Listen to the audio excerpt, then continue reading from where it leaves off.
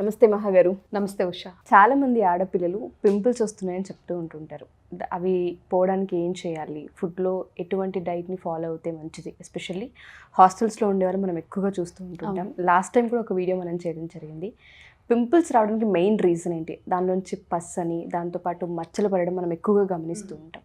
So దానికి main reasons ఏంటి? First మనం మాట్లాడేది ఎప్పుడు టీనేజ్ గురించి. ఫస్ట్ మనం చూసేది పింపుల్స్ టీనేజ్లో, అండ్ నెక్స్ట్ చూసేది ఈవెన్ అడల్ట్ స్టేజ్ వచ్చినా కూడా ఒక పింపుల్ మీద పింపుల్ ఎక్కువ వస్తూ ఉంటాయి.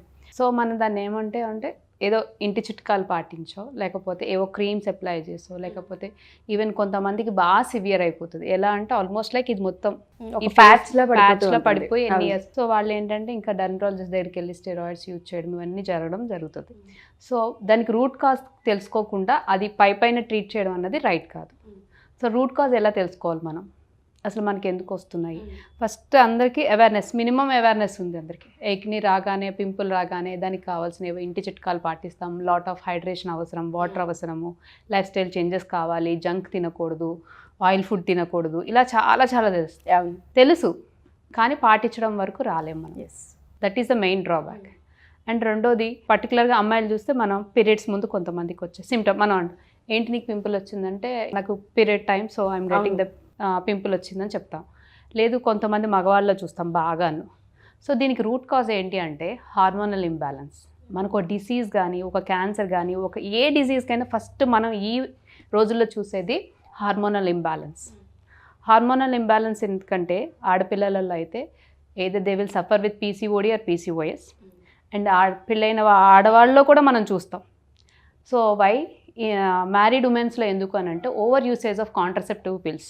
సో ఓవర్ డోస్ అంటే అవసరం మనకి, కాంట్రసెప్టివ్ పిల్స్ తీసుకోవడం అవసరం, బట్ మనకున్న కాంప్లికేషన్స్కి ఎంతవరకు తీసుకోవడం రైట్?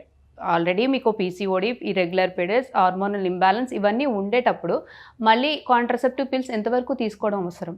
దానికి తీసుకోవాల్సిన జాగ్రత్తలు మనం తీసుకోవడం, అండ్ ఇవి ఉండేటప్పుడు దాన్ని ఇంకా మెస్ చేయడం అన్నమాట.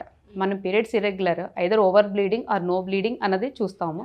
సో ఆబ్వియస్లీ దీనికి ఏంటంటే మొత్తం హార్మోన్స్ అన్నీ డిస్టర్బ్ అవుతాయి. హార్మోనల్ ఇంబ్యాలెన్స్ అంటే ఒక ప్రొజెస్ట్రానో ఇజిస్ట్రోజనో కాదు, మొత్తం అన్నీ డిస్టర్బ్ అవుతాయి. సో దాన్ని మనం గమనించాం. అండ్ ఇది సెకండ్ పాయింట్. ఇంకా మగవాళ్ళకి వచ్చేసరికి కార్టిసాల్ లెవెల్స్.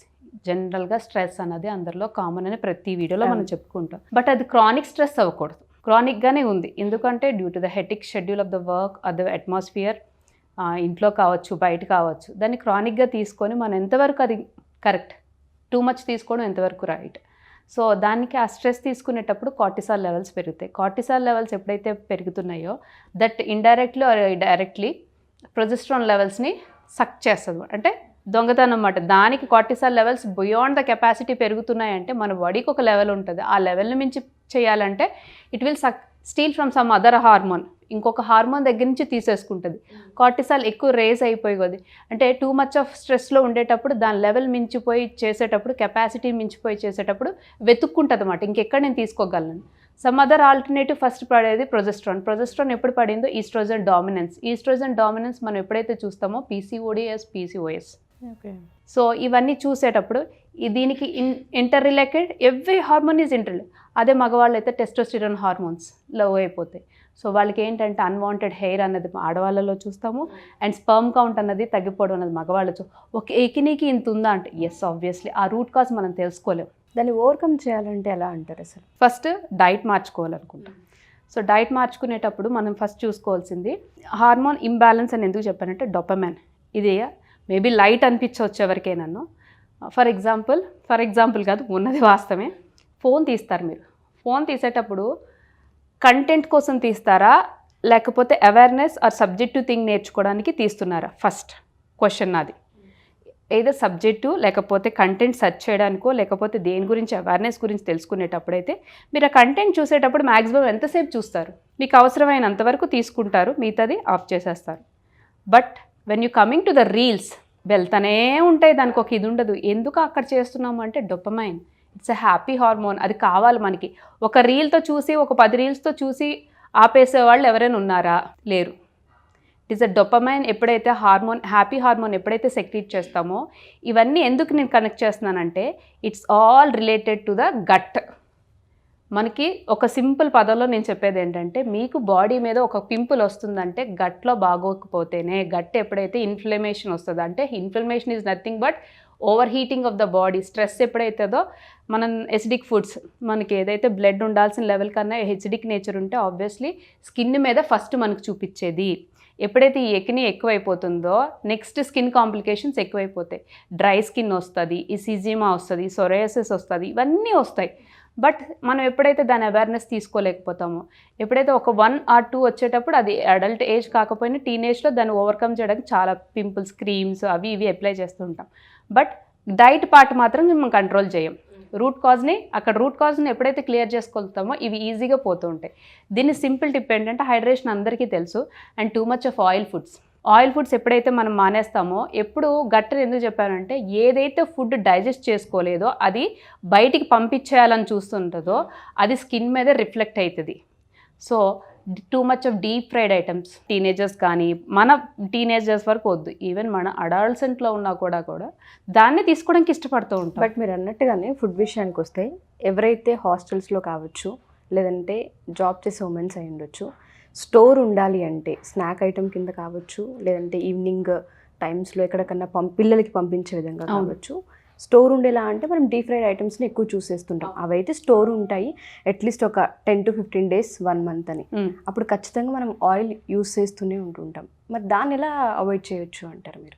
బేసిక్ డైట్ మార్చుకోవడానికైతే మీరు అడిగినట్టే ఆయిల్ ఐటమ్స్కి వచ్చేటప్పటికి డీప్ ఫ్రైడ్ ఐటమ్స్ అనేసరికి మనం స్టోర్డ్ ఐటమ్సే చూసుకుంటాం, బట్ మన కల్చర్ బట్టి. బట్ ఇంటి వరకు వస్తే పర్వాలేదు, యూజ్ చేసే ఆయిల్లో ఎటువంటి ఆయిల్ యూజ్ చేసుకోవచ్చు మనం. హైయెస్ట్ స్మోకింగ్ పాయింట్ ఒకటి ఉండాలి. బస్ కంపల్సరీగా ప్రతి ఆడవాళ్ళు దీనికోసం మినిమం అవేర్నెస్, దానికోసం స్మోకింగ్ పాయింట్ రాస్తారు పైన ఇన్ని డిగ్రీస్ అని. బట్ మనం చూసుకునే హైయెస్ట్ స్మోకింగ్ పాయింట్ ఏ ఆయిల్లో ఉందని కూడా డౌట్ ఉంటుంది అందరికీ. సో ఫ్రీడమ్ వారిది రైస్ బ్రాన్ ఆయిల్లో హైయెస్ట్ స్మోకింగ్ పాయింట్ ఉంది, వాళ్ళది 450 degrees Celsius దగ్గర ఉంది.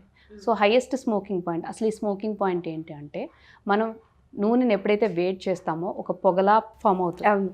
ఆల్రెడీ మనం చాలా వీడియోస్లో చెప్పాం కూడా. సో అప్పుడు ఎక్కడైతే వచ్చిందో ఆ ఫ్రీ రాడికల్ డ్యామేజ్ అన్నది జరిగిపోయింది. అంటే ఆయిల్కి ఉండాల్సిన ఏదైతే న్యూట్రియంట్ వాల్యూ దాన్ని కొలాప్స్ అయిపోయింది. అక్కడ అది ఆయిల్ పనికి రాదు. దేనికి పనికి వస్తుంది? మరి అంత ఆయిల్ మనం డీప్ ఫ్రైడ్ ఐటమ్స్ యూజ్ చేసాము. సో ఆయిల్ మనం అంత ఆయిల్ మనం వేస్ట్ చేయలేము. సో వాటిని మళ్ళీ డీప్ ఫ్రైకే వాడకూడదు ఫస్ట్ థింగ్. అండ్ రెండోది, దాన్ని కూరలకో లేకపోతే ఏ తాలింపుకో వాడుకోవాలి. ఓకే. సో ఈ డీప్ ఫ్రైడ్ ఐటమ్స్ కూడాను మినిమం హైయెస్ట్ స్మోకింగ్ పాయింట్ ఉన్న ఆయిల్ చూజ్ చేసుకోవాలి. అండ్ వీళ్ళలో ఉన్న ఇంకో అడ్వాంటేజ్ ఏంటంటే ఫ్రీ రాడికల్. మేము చెప్పాను కదా, గట్లో ఎప్పుడైతే ఇన్ఫ్లమేషన్ జరుగుతుందో ఫ్రీ రాడికల్ డ్యామేజ్ అనేది చాలా బాగా జరిగిపోతుంటుంది అన్నమాట. ఆ ఫ్రీ రాడికల్ డ్యామేజ్ని కాపాడడానికి మనకి వీళ్ళ ఆయిల్లో విటమిన్ ఈ, అంటే అది లోపలికి వెళ్ళాక vitamin E fat soluble vitamin కింద కన్వర్ట్ అయ్యి ఫ్రీ రాడికల్ డ్యామేజ్, ఏవైతే కణాలని క్షీణించిపోతుంటాయి, డ్యామేజ్ జరుగుతుంటే వాటిని ప్రొటెక్ట్ చేస్తూ ఉంటుందన్నమాట. సో రైస్ బ్రాన్ ఆయిల్ ఫ్రీడమ్ వార్ల దాంట్లో ఉంది. అండ్ నెక్స్ట్ వీటిలో ఉండాల్సిన సాచురేషన్ హెల్దీ ఫ్యాట్స్, మన బాడీకి ఏం అవసరమో ప్యూఫా అండ్ మ్యూఫా, దాంట్లో ఏ రేషియోస్లో ఉండాలి, 40 to 30% రెండు ఉన్నాయి. ఈ బేసిక్ అవేర్నెస్ ఎవరైనా ఇది నేర్చుకునేటప్పుడు, ఆయిల్స్ చూజ్ చేసుకునేటప్పుడు, ఆయిల్స్కి వచ్చేటప్పుడు హెల్దీ ఫ్యాట్స్ చూజ్ చేసుకునేటప్పుడు ఇలాంటి ఫ్యాట్స్ చూజ్ చేసుకోవాలి. And coming to the other calories కానీ, కార్బ్స్ కానీ, ప్రోటీన్ కానీ, ఎప్పుడైతే ఈ పస్ అని అంటున్నాం కదా, మీట్ ఎప్పుడైతే తీసుకుంటామో, బయట డీప్ ఫ్రైడ్ ఐటమ్స్లో కూడా చికెన్ అని, తండూరీస్ అని, తర్వాత బాబ్స్ అని ఇవన్నీ తింటుంటాం కదా, దట్ ఈస్ నాట్ గుడ్. అంటే అది గట్టి డైజెస్ట్ చేసుకోలేక దాన్ని బయటికి స్కిన్ మీద అలా చూపిస్తుంటుంది అన్నమాట. మ్యాక్సిమం మీట్ ఎప్పుడైతే అవాయిడ్ చేయగలుగుతామో, టూ మచ్ ఆఫ్ ఎకినీ ఉన్న వాళ్ళు మీట్ని red meat, so animal protein అనేది మనం కంప్లీట్గా అవాయిడ్ చేయగలిగితే ఓవర్ ఎకినీ ఎవరికైతే ఉంటుందో వాళ్ళు అవాయిడ్ చేయగలుగుతారు, దాన్ని కొంతవరకు ఆపగలుగుతారు. సో ప్లాంట్ బేస్డ్ ప్రోటీన్ తీసుకునేటప్పుడు గట్ ఏంటి, స్కిన్ టెక్స్చర్ కూడా మారిపోతూ ఉంటుంది అన్నమాట. సో సాత్విక ఆహారం మంచిది, లేకపోతే ఎగెనెస్ట్ అని కాదు. టూ మచ్ ఎవరైతే ఉన్నారో లైఫ్ స్టైల్ చేంజెస్ కావాలి, డైట్లో చేంజ్ కావాలనుకునేటప్పుడు హైడ్రేషన్తో పాటు లో క్యాలరీస్తో ప్రోటీన్ కంటెంట్ ఎలాంటిది తీసుకుంటున్నాం అనేది ఫోకస్ చేయాలి. అండ్ వైటమిన్స్ అండ్ మినరల్స్, ఆకుకూరలు, పళ్ళు అలానే తీసుకుంటాం.